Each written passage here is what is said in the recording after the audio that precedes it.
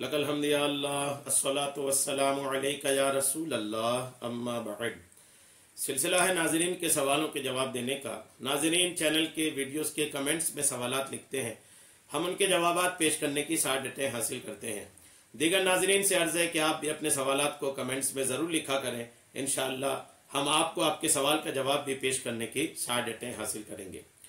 नाज़रीन में से इन्होंने सवाल किए हैं कि अगर कोई किसी बीमार को देखने जाए या बीमार पर नज़र पड़े या बीमार की इयादत के लिए ही गया तो क्या पढ़े, क्या दुआ पढ़े, ये इनका सवाल है।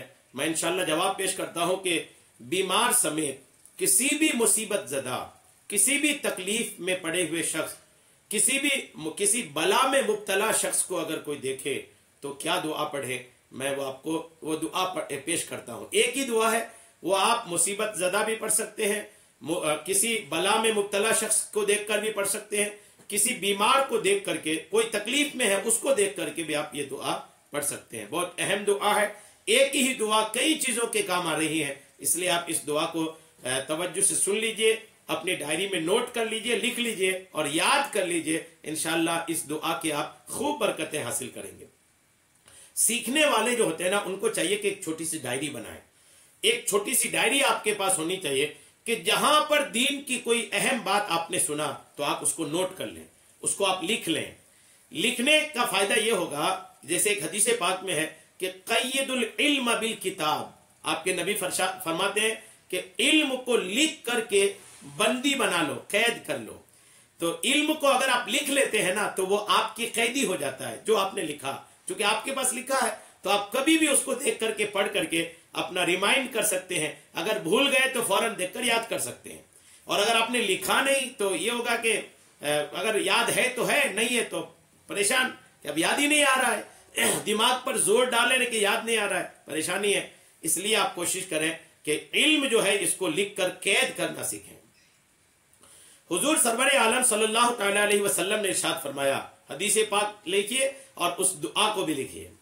हुजूर सरवर आलम अलैहिस्सलाम ने इरशाद फरमाया, जो शख्स किसी बला में मुब्तला होने वाले को देखे, बीमार या मुसीबत ज़दा को, तो ये दुआ पढ़ ले तो तमाम उम्र वो उस बला, बीमारी या मुसीबत से बचा रहेगा।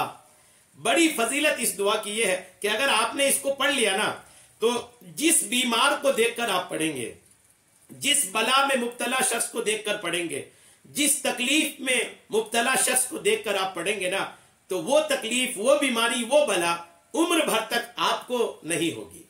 अल्हम्दुलिल्लाह, कितनी जबरदस्त दुआ है कि आप दुआ पढ़ें और खुद को महफूज कर लें। कौन सी दुआ है ये दुआ? ये हदीस पाक जो है ना, ये तिरमिजी शरीफ के सफ़ा नंबर 181 में तिरमिजी शरीफ की हदीस पाक में ये दुआ मनकूल है। दुआ आप सुन लें। अल्हम्दुलिल्लाहिल्लज़ी आफ़ानी मिम्मब्तलाका बिह व फ़ज़्ज़लनी अला कसीरिम मिम्मन खलक़ तफ़दीला। ये दुआ है, यही दुआ है। कोई बहुत बड़ी दुआ नहीं अल्फाज में, दुआ में चंद ही अल्फाज हैं, लेकिन काम बहुत ज़बरदस्त है और फैज़ बहुत ज़बरदस्त है। तो आप इसको याद कर लें। एक बार और पढ़ देता हूँ। अल्हम्दुलिल्लाहिल्लज़ी आफ़ानी मिम्मब्तलाका बिही व फ़ज़्ज़लनी अला कसीरिम मिम्मन खलक़ तफ़दीला।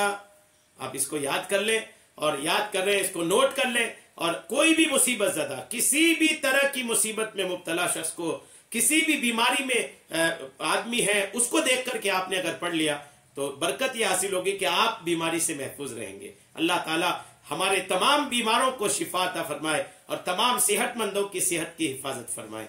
आमीन बेजाहिर नबी अमीन सल्लल्लाहु तआला अलैहि वसल्लम।